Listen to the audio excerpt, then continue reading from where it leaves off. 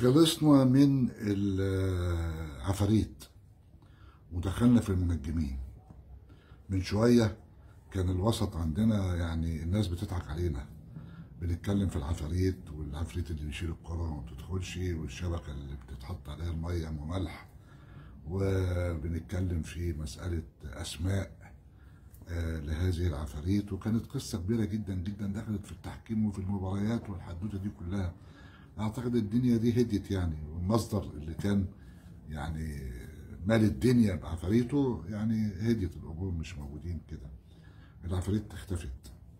دخلنا في المنجمين وخرجت علينا الست ليلى عبد اللطيف اللي يعني بقت المنجمه الكبيره في المنطقه، ودخلت في الكوره واتكلمت عن الاهلي والترجي وضربت واحده ان الاهلي مش هيجيب اجوان هناك ولا اجوان هنا وما يترشحش النادي الاهلي.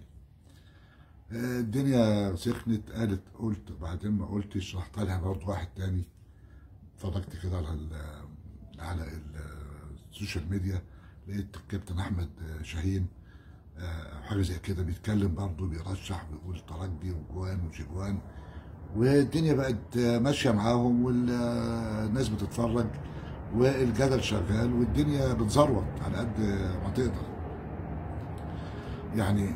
طيب ساعات والاهلي هيلاعب الترجي، الاهلي هيلاعب مين؟ هيلاعب الترجي ولا هيلاعب بقى الترجي والاستاذه ليلى عبد اللطيف والكابتن شاهين ومجموعه الكهنه المعلمين والسيد اسفين؟ هنخش في موال كبير. الاهلي هيلاعب كل دول.